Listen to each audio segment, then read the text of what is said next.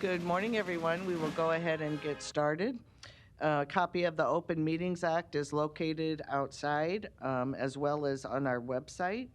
And there's an automatic external defibrillator that is available on the back wall of the Legislative Chamber. Please stand for a Pledge of Allegiance. I pledge allegiance to the flag of the United States of America and to the republic for which it stands, one nation under God, indivisible, with liberty and justice for all.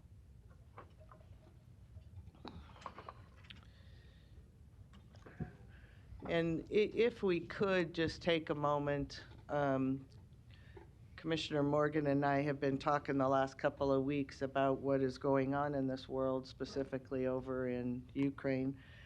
And if we could just take a moment and however you feel comfortable, keeping our fellow brothers and sisters of Ukraine in our thoughts and in our prayers for what they are going through. And Commissioner Morgan, I don't know if you wanted to say a few words before we took that moment. No, I thank you, and it's just so heartbreaking. You can't really watch the news when you see what's taking place. It's sad, very. Yeah, very much. So please take a moment.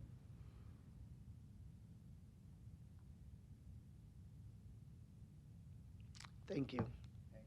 Thanks.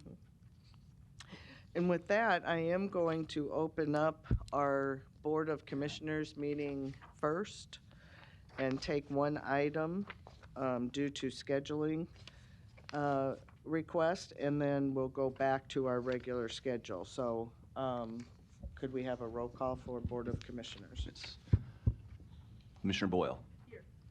Commissioner Kavanaugh is absent. Commissioner Friend.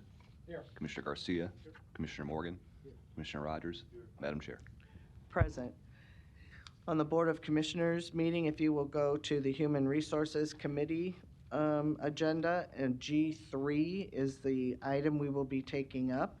It is the approval of an agreement with Kim Howe to serve as facilitator for 2 Douglas County Board strategic planning sessions. The amount is not to exceed $14,050. This is budgeted. Kim is on Zoom today, but I would ask for a motion to approve this. Second. Any questions or comments? Please vote. One moment, please.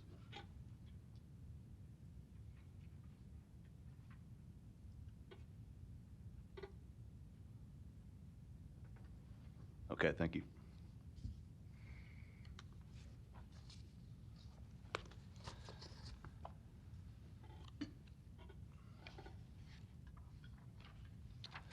Motion passes 6-0. Thank you, and thank you, Kim, for being on Zoom with us. April 1st, yes. And that'll be an all-day one, and then we'll do a mini one follow-up on April 14th. And where will that be? The extension, or I'm sorry, Thomas Fitzgerald home. Oh, okay, good. And there'll be a Zoom option as well. Great. So with that, do I have a motion to recess from Board of Commissioners and go back to the agenda for the Douglas County Board of Equalization? So moved. Please vote.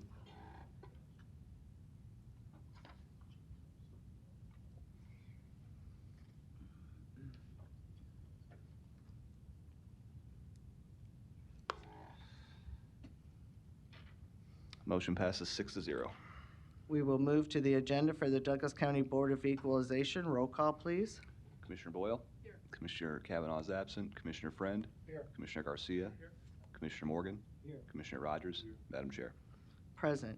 Item A, approval of the minutes of the Board of Equalization meeting held Tuesday, March 1st, 2022. And item B, call for a meeting and set Tuesday, March 22nd, 2022 as a date for the hearing on certified assessment corrections reflecting the addition of omitted property to the tax rolls or increased value on property. Is there a motion to approve A and B? Second. Motion by Commissioner Rogers, second by Commissioner Morgan. Any questions or comments? Please vote.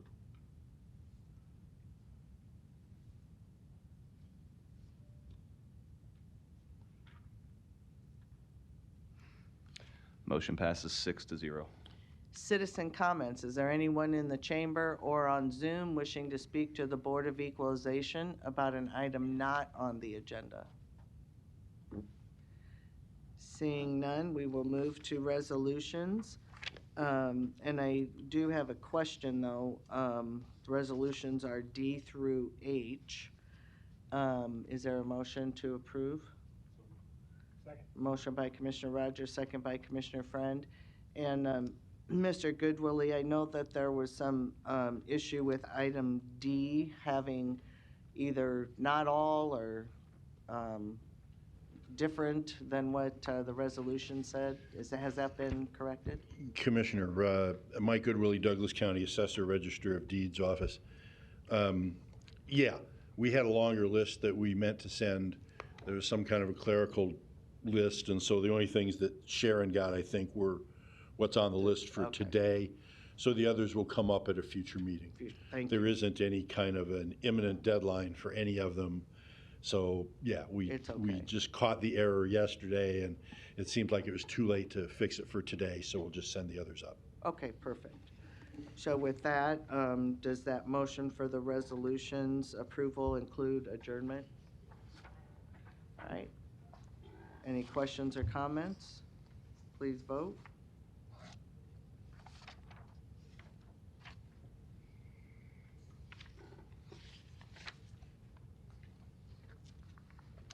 Motion passes 6-0.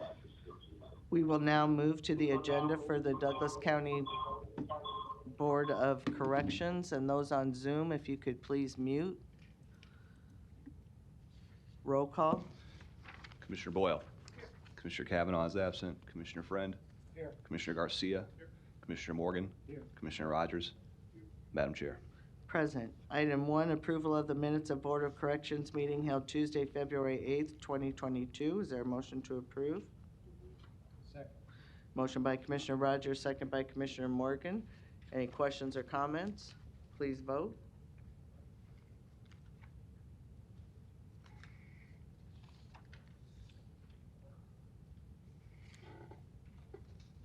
Commissioner Rogers.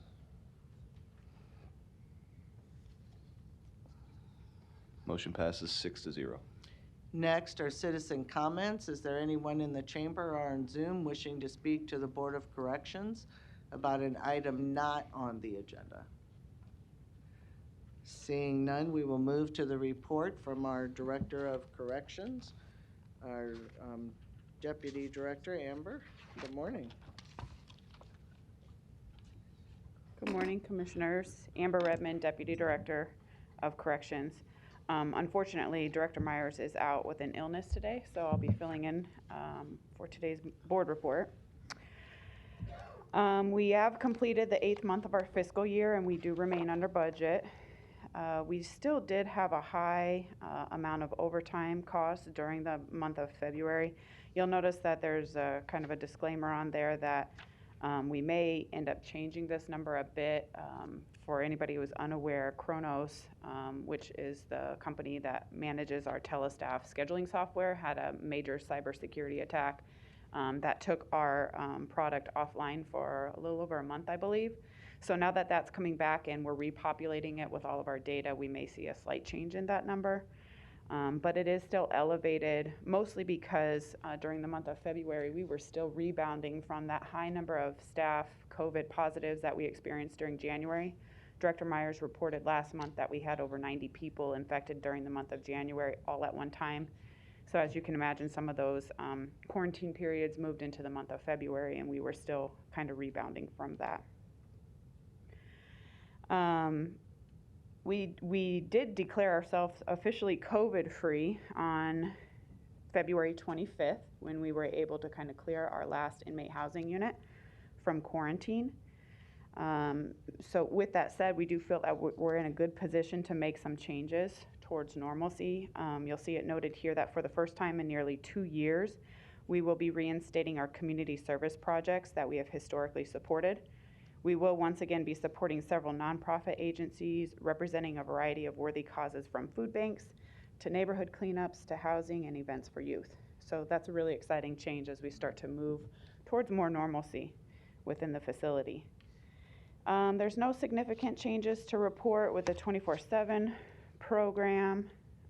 You will see here with some of the programs over at CJC, work release, house arrest, reentry assistance program, there is still a lag in some admissions to some of those programs.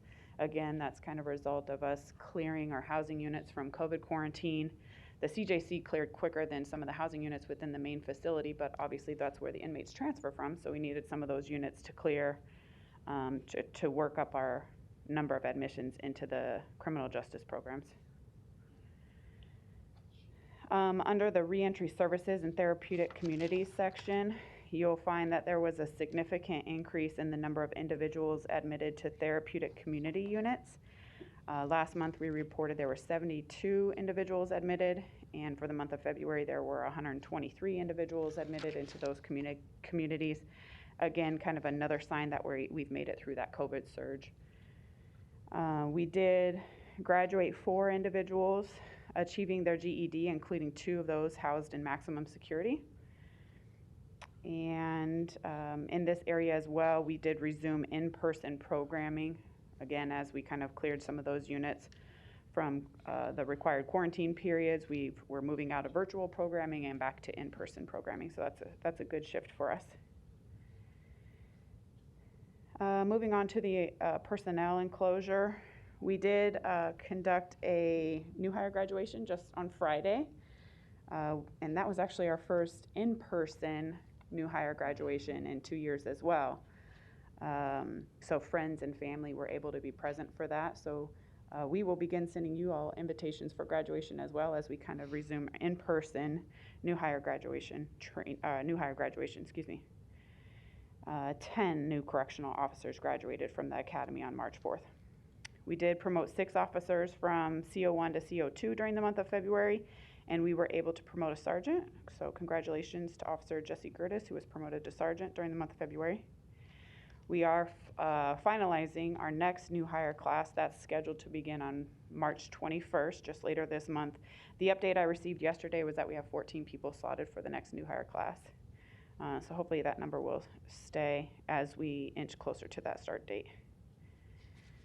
Looking at the inmate population, we did see a small dip in our average daily population to just over 1,077. It's a reduction of 30.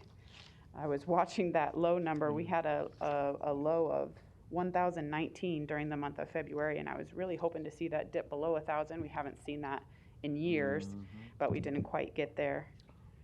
I will talk a little bit more about this later under other noteworthy items, but because we have taken action to lift a lot of our COVID restrictions, all of our COVID restrictions, in fact, within the facility, we may be able to talk about closing some of our housing units now that we no longer need to have that mandatory quarantine period for new intakes. So we're just kind of watching that number for the next 4 weeks since we lifted all of our restrictions at once because we had no known COVID within the facility. We're just going to kind of see how things play out, and we will be making efforts to close housing units wherever possible. Looking at the medical enclosure, the number of inmates sent out for emergent medical care and hospitalization was down a bit from the previous month, which does help our overtime numbers, but 51 days of hospitalization is still a really high number. I know Director Myers has talked about this in the past. That's the equivalent of opening an entire housing unit for one person sitting at the hospital while we have an officer present with that individual. So that's another number driving some of our overtime costs. Skipping down to the other noteworthy items, there are several other noteworthy items worth mentioning here. Again, we declared ourselves officially COVID-free during the month of February 25th, when we cleared our final quarantine housing unit. We've had just a trickle of staff positives within the month of February, so that's certainly manageable. Also during the month of February, with the assistance of the Douglas County Health Department, we administered 116 first doses of Moderna, 37 second doses of Moderna, and 68 booster doses of Moderna. A couple of things worth just mentioning here. Due to a decrease, this number will decrease due to changing protocols from the CDC regarding the frequency of which you administer the Moderna doses. They increased that from the 4-week timeline to an 8-week timeline between the first dose and second dose. So we will see a decrease in the number of doses that we're administering at the facility because of that change. And unfortunately, we are going to lose the assistance of the Douglas County Health Department. They have been so helpful with us battling our COVID surge from within the facility. They were sending a staff member on site to help administer vaccine doses. And as COVID has cleared from within our facility, they're going to make their way back out in the community to try and increase those efforts. Our medical staff will continue vaccination efforts from within the facility.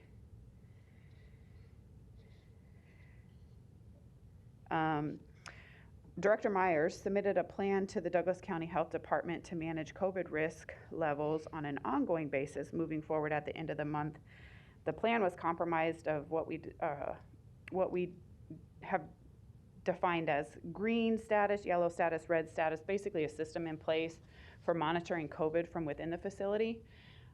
With no known COVID within the facility and high vaccination rates within the staff members, we have declared ourselves in a green zone, which allows us to lift all of our COVID restrictions from within the facility. But a plan is in place that if we see an increase in positives from within the facility, either from the inmate population or the staff members, we can easily shift to implementing some of our COVID restrictions again.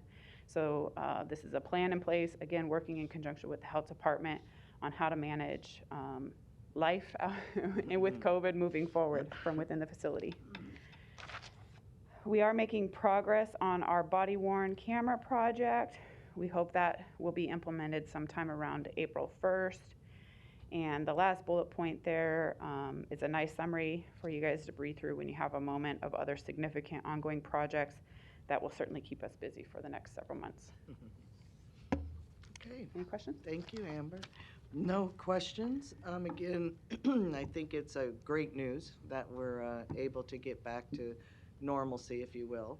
And I do like the red, yellow, and green, or green, yellow, and red system. I think that'll work well for you. So extend the thanks to all the staff for, again, doing such great work during these most difficult times. Will do. Thank you. Thank you. You Mike our best. Yeah. I will. Hope he feels better. Yes. I will. Thank you. Appreciate you. Yes, but- that's right. All right, with that, do we have a motion to adjourn? Motion by Commissioner Rogers, seconded by Commissioner Morgan. Oh, I'm sorry, did you have a question on the corrections? We already passed that for corrections or for Board of Correction? Never mind. Okay. Please vote.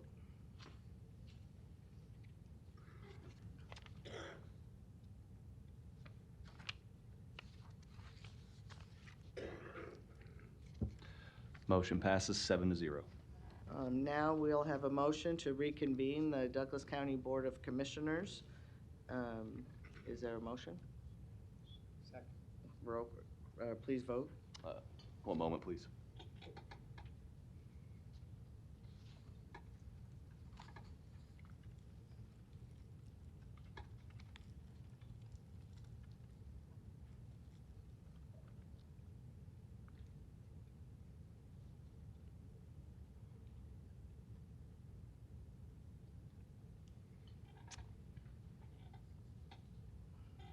And I'm sorry, Madam Chair, can I get who made that motion in second?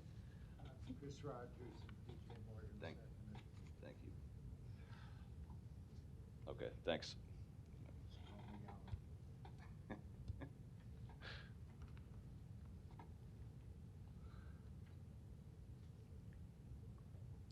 Commissioners, it's okay to vote now.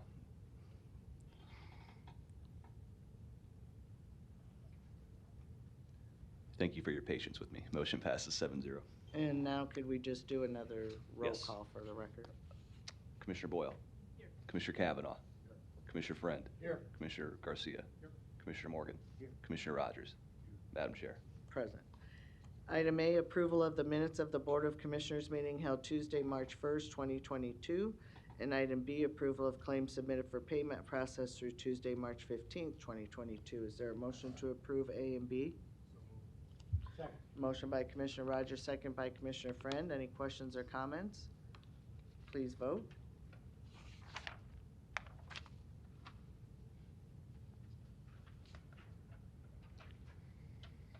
Commissioner Garcia. Motion passes 7-0. Next is our consent agenda, items A through F, and there has been a request for A. There's a question on it, and so we'll pull that. And so is there a motion to approve consent B through F? Second. Motion by Commissioner Rogers, second by Commissioner Morgan. Any questions, further questions or comments? Please vote.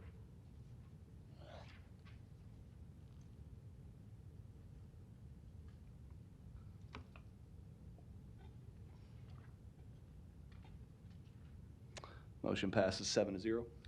We'll go back to consent agenda item A, the MOU between Douglas County Department of Corrections and the President and Fellows of Harvard College on behalf of the Access to Justice Lab. And Commissioner Boyle, you had a question? I just had a question about, as far as this research goes with inmate information, I wanted to make sure that there were privacy laws and ways to protect the individual data on those who are incarcerated. Sure. Good morning. Justine Wall, Department of Corrections Rehabilitative Services Administrator. We did speak in length about the confidentiality of the people who will participate in this study. Their identities will be known to the case managers who will be working with the individuals outside of corrections. So once they're identified within corrections and are released, they will be working with a case manager to follow their progress throughout this project. However, after that, all data that will be reported on them will be aggregate, and so no identifiable information will be released during the research or to the higher level researchers as well. So I also saw that there were some items that they could actually consent to provide more information to that too, so that Yes, they could be part of a. they have to consent to participate in the study. So everything that they provide they will have to consent to.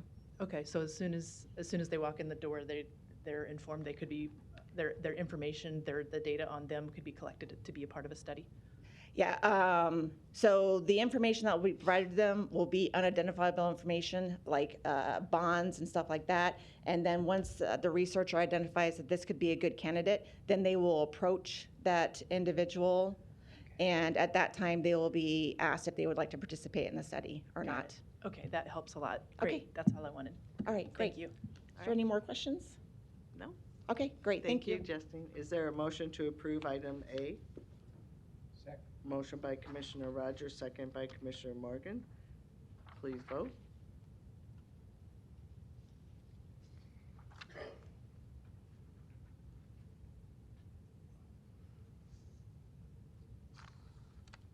Motion passes 7-0. We have two recognition and proclamations, and the first is one for the celebrating the 50th anniversary of our Older Americans Act senior nutrition programs. And this is whereas 50 years ago, on March 22nd, 1972, President Nixon signed into law a measure that amended the Older Americans Act of 1965 to include a national nutrition program for individuals 60 years and older. And whereas for 5 decades, this landmark law has helped to fund community-based organizations like senior nutrition programs and is still the only federal program designed specifically to meet the nutritional and social needs of our older adults.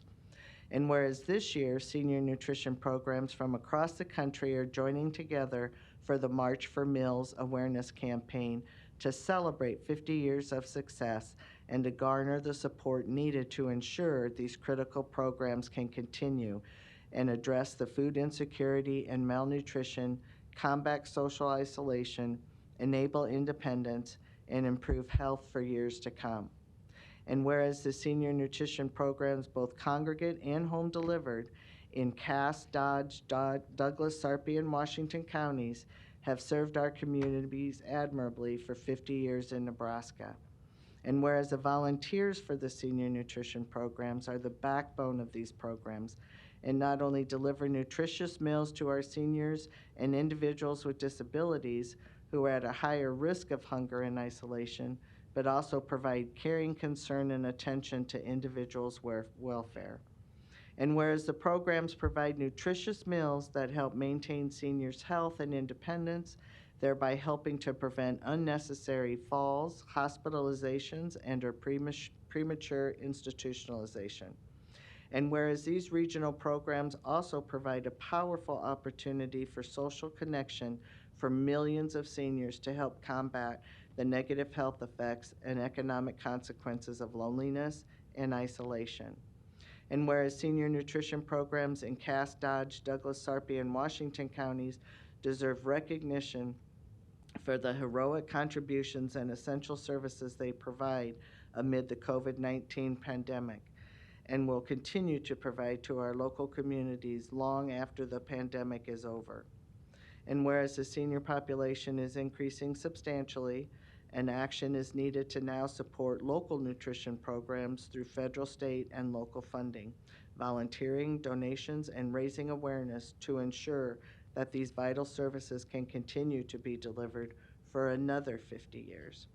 Now therefore be it resolved by this Board of Commissioners, Douglas County, Nebraska, that this board does hereby proclaim March 22nd, or 2022, as the month to celebrate the 50th anniversary of the Older Americans Act senior nutrition programs, and urges residents to take time this month to acknowledge our senior nutrition programs, honor the seniors they serve, the volunteers who care for them, and to recognize these efforts enriching our communities and helping to fight senior hunger and isolation in America. Dated this 8th day of March, 2022. Is there a motion to approve?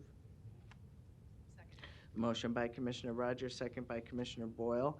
And I would just like to say that through our Eastern Nebraska Office on Aging, that's where the Meals on Wheels program is housed and where they're delivered. And if you ever get a chance to go on a home delivered meals route as a volunteer, you should take that opportunity, because it will just open your eyes to what this resolution talked about in terms of the social part of helping the seniors. Again, not only giving them a nutritious meal, but having that connection to a human being. And a lot of the folks that we serve through this program are our feral elderly, and they so much appreciate the meal and the human contact. So again, it's amazing that it's 50 years old, really, but it's a fantastic program. So please vote.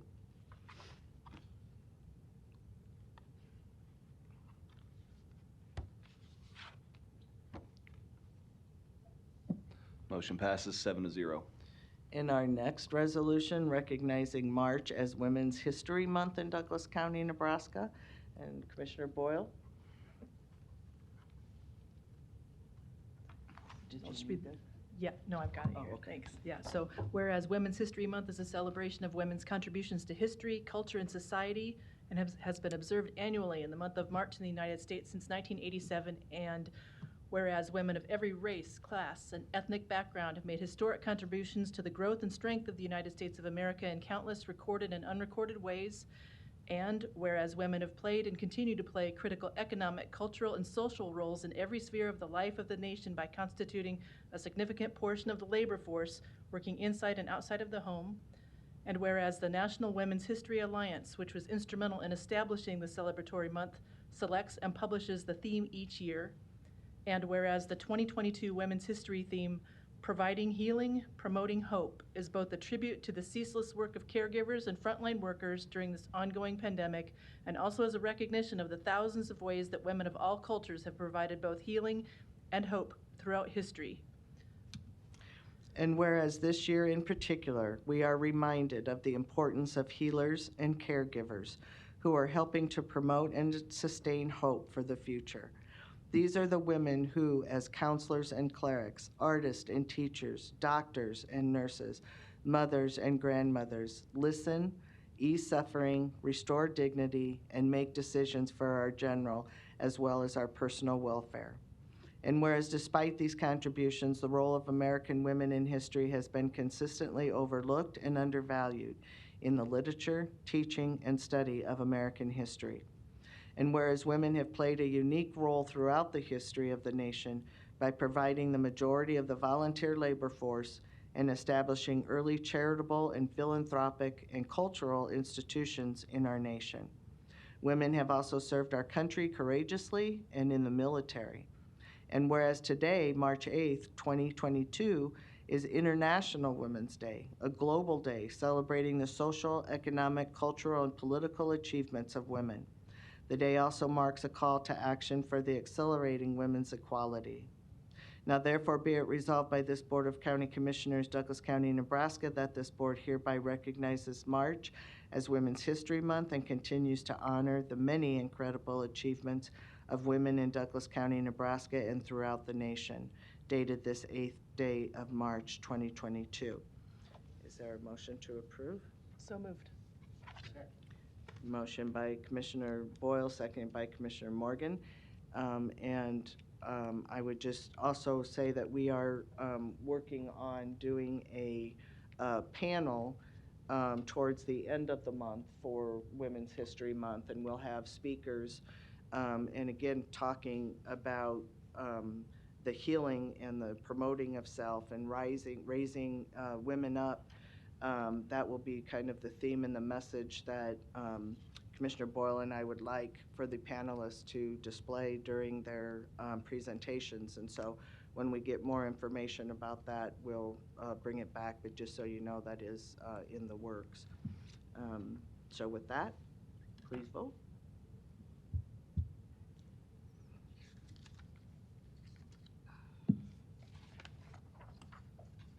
Motion passes 7-0. And then we'll move to citizen comments. Is there anyone in the chamber wishing to speak to the Board of Commissioners about an item not on the agenda? Good morning, Larry Storr, 5015 Lafayette Avenue, Omaha, Nebraska. Our nation is built on having trust in our elected bodies and people. But all across our country nowadays, we see insidious attempts on the ability of people to be held accountable. I can only vote for one person, in or out. I can't vote for anybody else. So we have this insidious attack of independent bodies that are not responsible to anybody per se, not elected, but they help write the laws for you people to pass, all the way up from the lowest city elected position to the state and the federal government.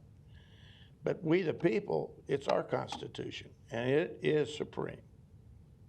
So when you're passing these laws and talking about legislation, and by the way, I did attempt to get up to speak on a couple of those things that were on the agenda, but you weren't looking, so I didn't get to.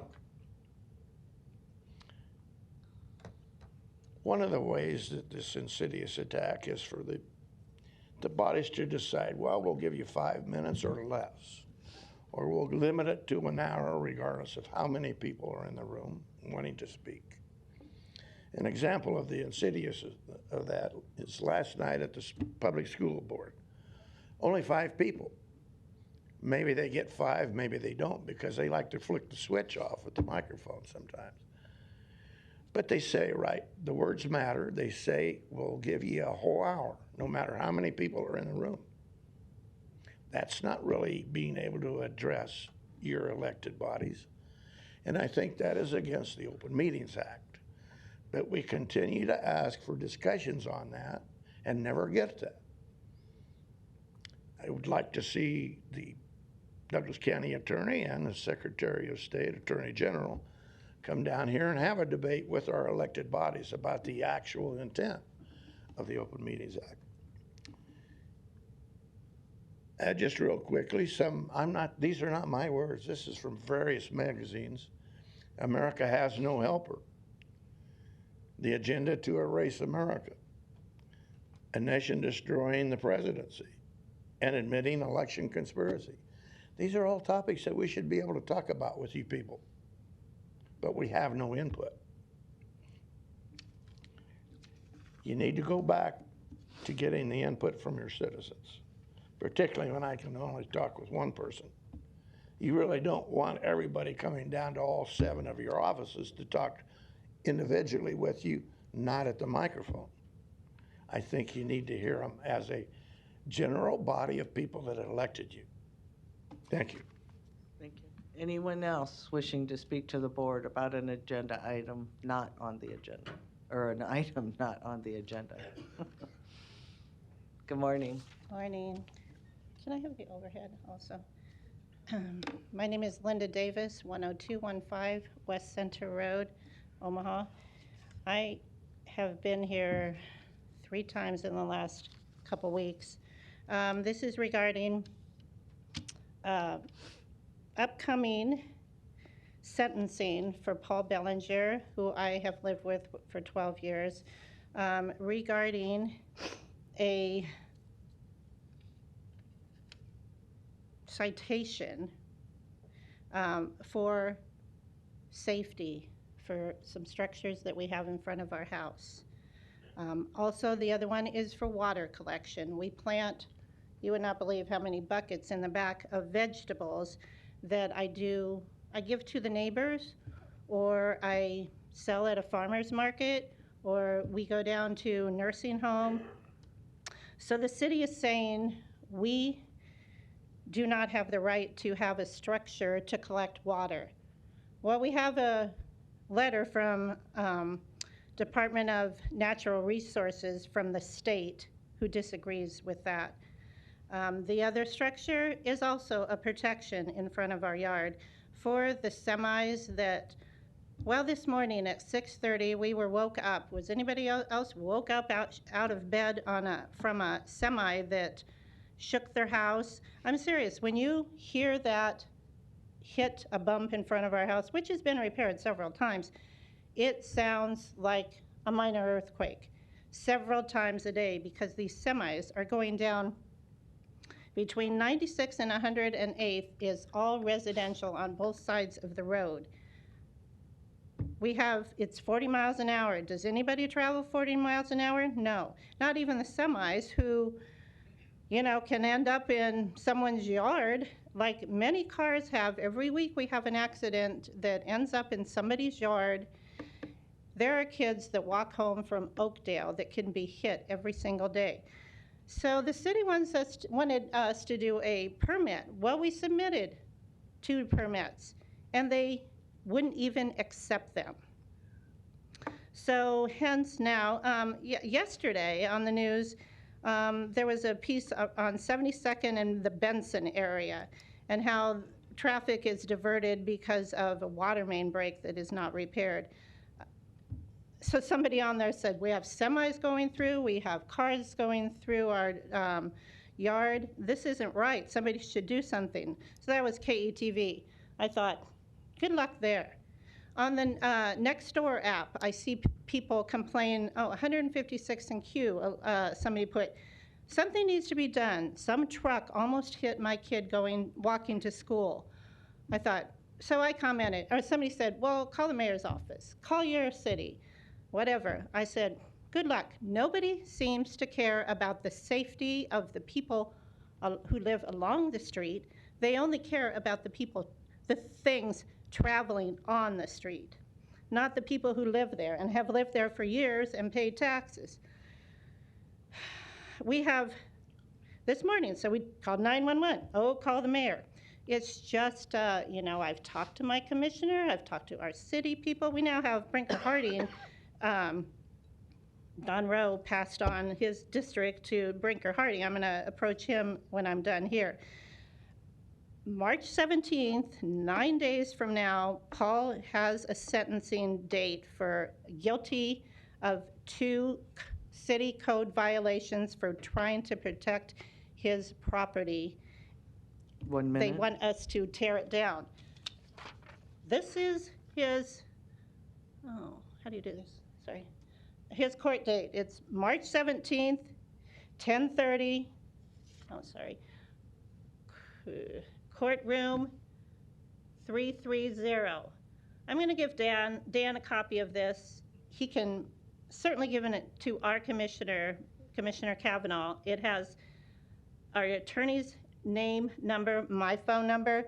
Something needs to be done. Like Larry said, this is obviously happening, these kinds of things in everybody's neighborhood. We should all be concerned. Paul is just a spokesperson for our neighborhood. This isn't just about us. Other people have called his attorney that they experience the same thing. We have given him solutions, and it's just ridiculous for a 62-year-old man to go to jail for a year for Time. trying to protect his property. Thank you. Thank you. Next, or anyone else wishing to speak to the board about an item not on the agenda? Seeing none, we will move to our presentation, which is our COVID-19 update and COVID-19 vaccination plan update presented by Dr. Lindsay Hughes. Good morning. Good morning.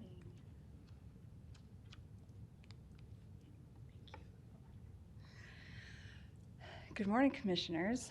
This is a great week. I am so happy to show you my face for a change. So we continue to have good news on the COVID-19 front. We continue to decrease our numbers daily, which is really, really wonderful. This number that you're seeing here, 49 per 100,000 for 7-day total, is actually a little bit of an old number.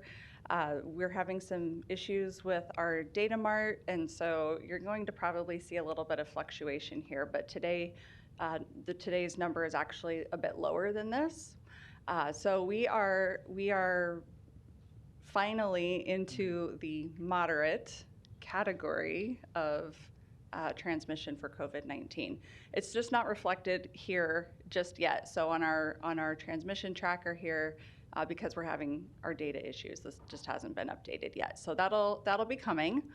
I also just wanted to let you know that because of the way that the state has started to report and track reinfections, you might see some fluctuations in our data.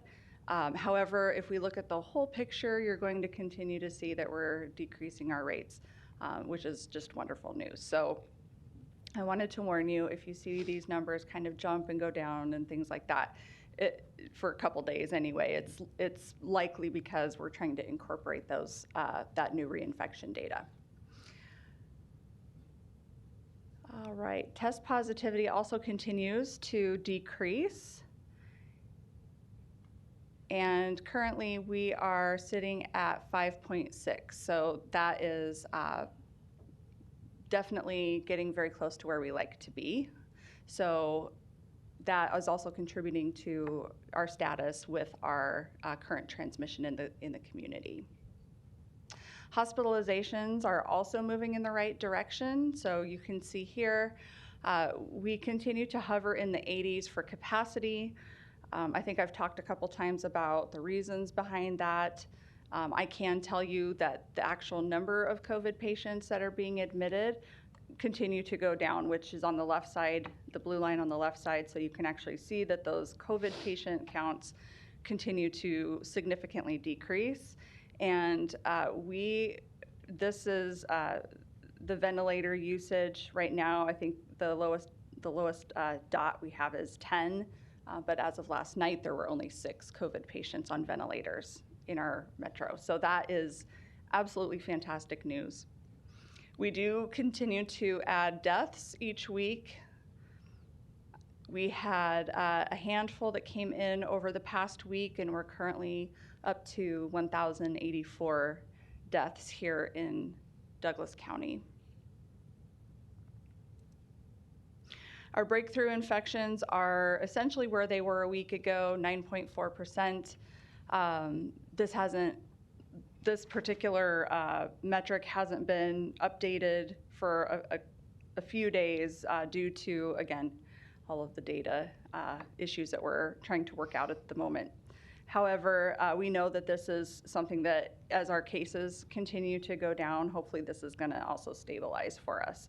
Since people tend to become ill with COVID more frequently when they are not boosted, and we're still seeing low booster rates, we could still see some of those breakthrough infections happening. So that won't be a surprise to us. If we saw this number going up significantly, then we would definitely want to ask what was happening there. And our deaths in this population, which is those who have been vaccinated, continues to remain under 1%. So very low percent there, very low rate of death for those who have been vaccinated. So we know that it does a good job of protecting people against that severe illness and death. Vaccinations continue to happen, although very slowly. So you can see that on this particular chart. It probably looks pretty similar to the one that you looked at last week.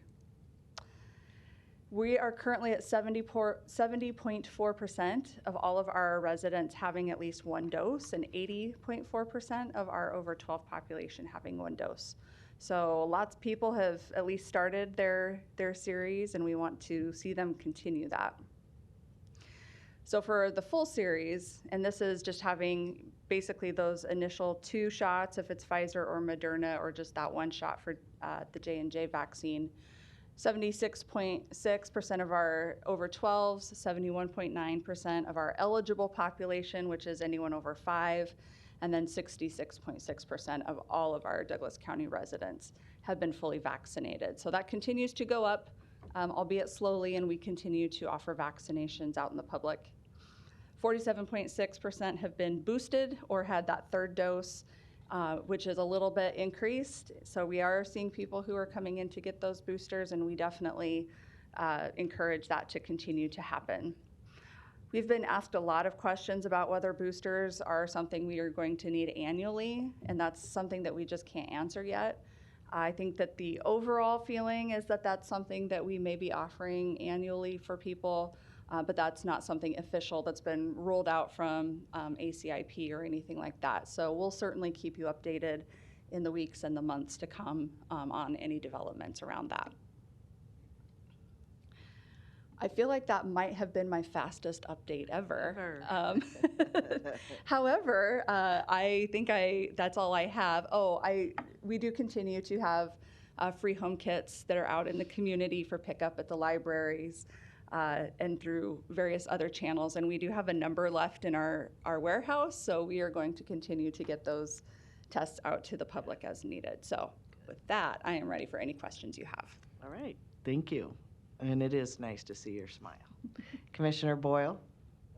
So thanks again for this. And I think just to back it up, when Amber Redmond was talking about the Corrections Center and how they're working with the Douglas County Health Department, I guess I just want to make a comment that it's really wonderful to see how the different departments within Douglas County do work with each other, because I know Corrections also works with the Community Mental Health Center, and so to see that type of cooperation, I mean, really, the Douglas County is in the business of taking care of its citizens. And I just wanted to make that comment. It's really nice to see opportunities where all these departments are working together and really making things better. So that was just a general comment. And then the rest, because things look so good, to be honest, even in my own hospital, things are looking a lot better. You know, the number of people on ventilators is much less, and then the patients are still in there, but it's really, if they're vaccinated and boosted, they're not on the ventilators and they're not in the ICU. They're just in the main floors. But so again, vaccination still seems to be the best protection, is the statement.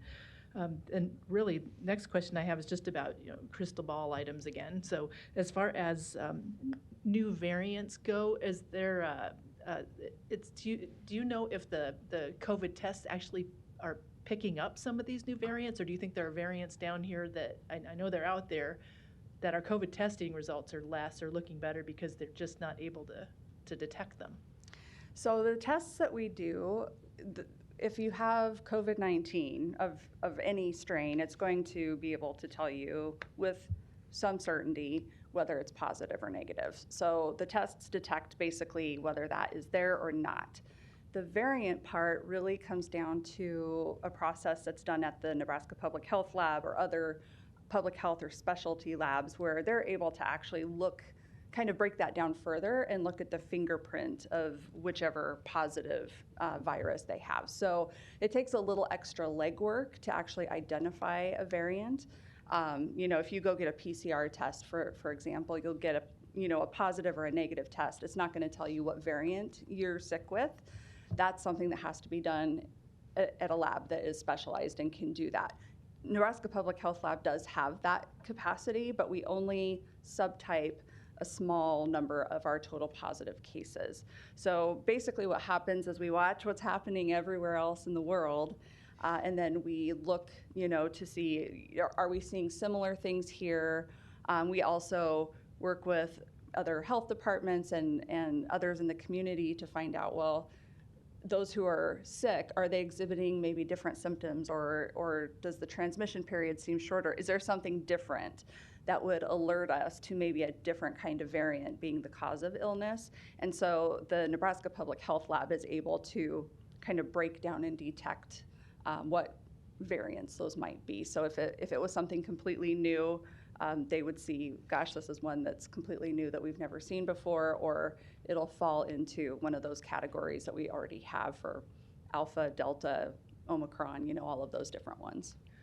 Right, and then the next question, the last question really is, at what point now are we where you're saying we don't have to wear masks, we still do social distancing? Can we all sit together in the front row? I mean, can you go out to restaurants? I mean, what's your take on that at this point? So at the moderate level, and we are basically there on both of the transmission models that we look at. So the one here that we still have up, and then the new one that the CDC pushed out, we're aligned now essentially with those. So basically we're moderate on both of those, which is a really good sign. So when you're in that category, the recommendation is 1 minute. Go ahead and continue to wear a mask if you are someone who is at high risk for severe illness. So if your immune system isn't great, or you're just really concerned, it's a good idea for you to continue to wear a mask. The general public, if they're healthy, don't necessarily need to wear a mask unless they need to, which is why I don't have one on today. In terms of distancing and those other things that we can do, it's okay to probably gather. And if you want to sit all in the same row, I think you're probably just fine to do that, especially if you're all feeling well. But it's really important that you continue to monitor how you're feeling. If you're feeling ill, grab one of those home tests and take a test to find out. And then, of course, if you do find out that you have COVID, you should follow those same guidelines in terms of staying home. If you're going to come back at 5 days, it's got to be in a mask. Otherwise, just stay home for a full 10 days. If you've been around somebody, you should try to quarantine. Okay. Okay. Yep. All right. No other questions or comments? Again, thank you. And we did have a discussion this morning, actually, Commissioner Boyle, about we're off next week. So the next week when we come back, we're probably good to be able to all sit together down here in the front row. And then we also had a conversation, Lindsay and I, about probably maybe a once a month update now rather than a weekly update, or if something comes up that we should have you come forward. And so we'll kind of flush that out a little bit more with Commissioner Rogers and see what time frame we think we should use. So that's great. But it's good. It's good news. And again, good to see your smile, and we'll move forward from here. So thank you. Well, thank you for putting up with hearing from me every week Well, it was very good. forever. Very good. Yes. Yes. Thank you. And I miss your questions today, Commissioner Kavanaugh. I just wanted to say thank you for this good news, just in time for St. Patrick's Day. I did that just for all of our Irishmen out there. There you go. All right. Thank you, Dr. Hughes. With that, we will move to our public hearing. We have a resolution to approve an amendment to a special use permit for a commercial recreation high impact use specifically a farming educational experience on approximately 21 acres. The address is 10505 North 234th Street, and it would be increasing the hours of operation. And you are here to give us the details, I correct, am. Mr. Good morning, Forrest? Commissioners. All right. Dave Forrest, Planning and Zoning Coordinator, Douglas County. On January 12th, Nelson Farms came before the Douglas County Planning Commission to ask for permission to increase their hours of operation from 10 a.m. to 7 p.m. to 9 a.m. to 9 p.m., essentially amending their existing special use permit. There was a public hearing, there was no public comment, and the Planning Commission approved that recommendation. And so it's before you today for action. Okay. This is the public hearing. Is there anyone wishing to comment for or against this application? All right, with that, I will close the public hearing. What's the will of the board? Second. Motion by Commissioner Rogers, seconded by Commissioner Friend. Please vote.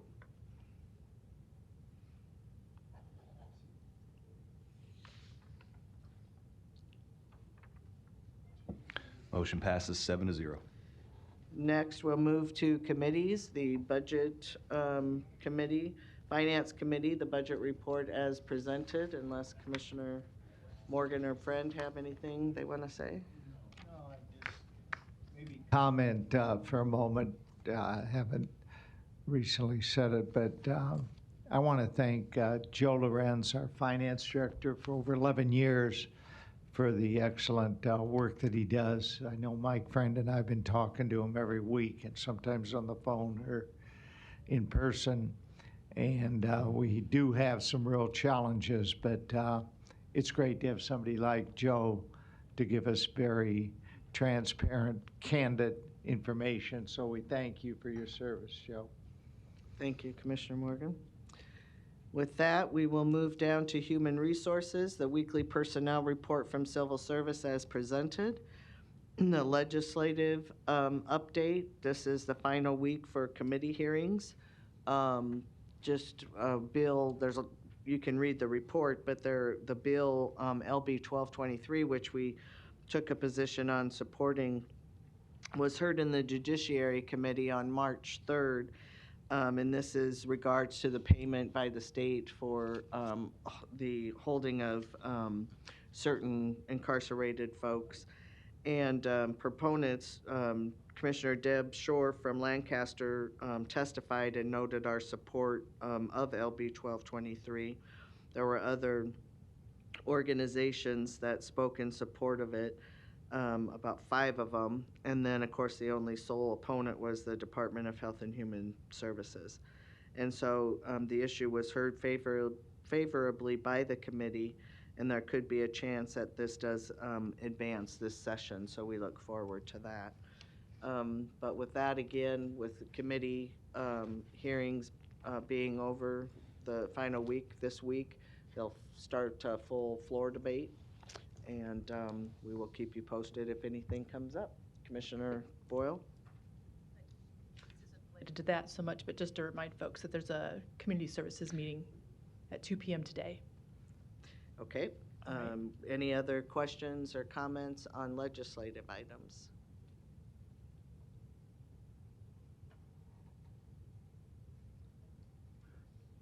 Good morning. Linda Davis, 10215 West Center Road, Omaha. So can you get holding incarcerated people, LB 1225, can you just briefly describe what that was? Yeah, so LB 1223 would allow the payment from the state to the counties for holding individuals longer than, I think it was 10 days, but let me find the bill again. I don't know if Marcos is, but that's what it would be, is us getting a reimbursement from the state for individuals that are placed in our county jails, and that they're just holding there due to placement problems. So the state would begin to reimburse the counties for those after a certain date. Because of placement issues, what did you mean by that? So a lot of times, individuals in our county jails are held or sit there because there's not a place for them to go. Or waiting, court Waiting sentence? placement, Mm. waiting, yes. Okay, yes. okay. So, why not just send them home? You know, especially, I mean, there's so many, I'm sure, individuals in there that are in there for reasons that aren't really life-threatening to anybody else. This is still back to the position of Paul possibly being incarcerated. You know, that's a minor city ordinance, someone going to be incarcerated for that. So why not dismiss it? Why not just send them home? Just fine them. But the city is not, that's not enough for them. They want him to take down his structure and, well, we're possibly going to put you in jail also. Just incarceration for something that is minor is, you know, people should just be able to protect themselves. Thank you. Once again, you know, as Larry said, you're elected officials. I appreciate you letting us speak because the city meetings, they do not. But you are elected and you need to listen to the people and you need to act. Thank you. Thank you. Anyone else wishing to speak on legislation?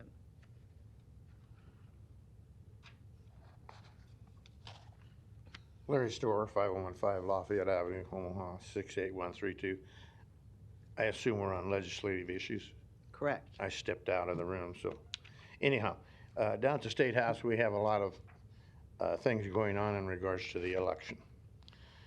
And I think the citizens of the state particularly need to hear open debate on those election issues. And in order to have an open debate and information on it, we need to hear from our Secretary of State and from our Douglas County Election Commissioner.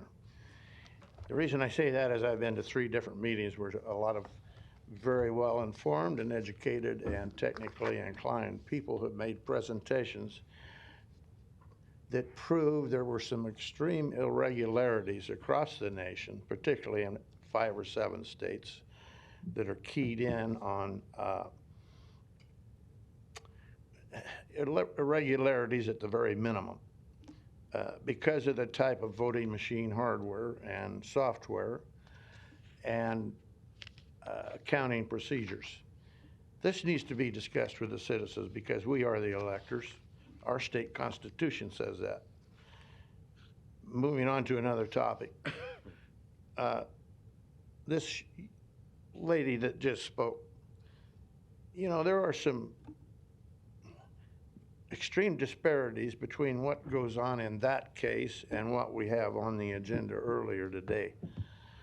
Here we have a man that's violated some codes, which is a city thing, and he's threatened with incarceration. But we are talking at the Douglas County level about sending him home. Look it up on the agenda earlier. Pre-trial release, send them home laboratories to keep it out of the courtroom, maybe keep them out of the courthouse because we want our numbers down, but they're not going to be down because we don't have enough room in the prisons and they're going to send them to Douglas County instead. These things need to be talked about and discussed 2 ways with the citizens back and forth, not in private chambers or whatever. This business about being afraid to talk about things because of a court case or because of a lawsuit misses a great opportunity for you to educate the citizens of your county on how things work. If they will be here to listen, maybe they're not here to listen because we don't do that. Pretty vacant in here, isn't it? Thank you. Thank you.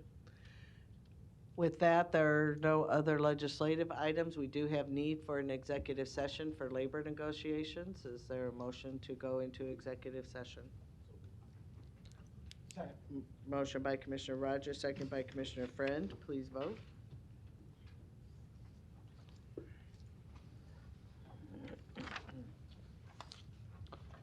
Commissioners Kavanaugh, Rogers, and Morgan.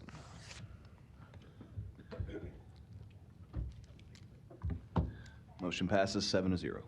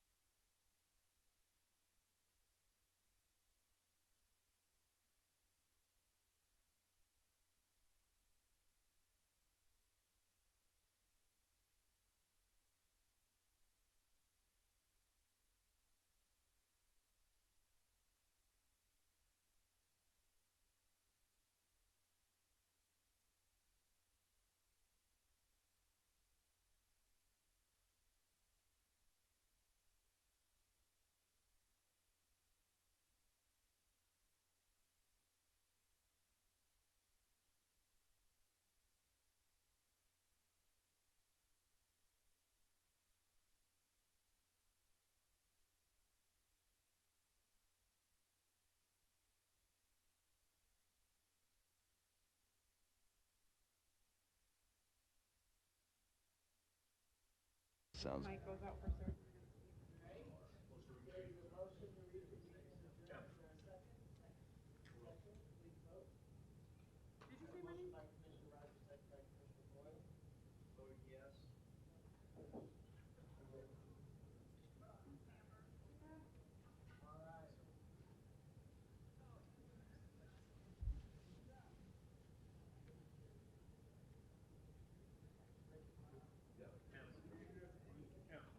Not this afternoon, maybe tomorrow.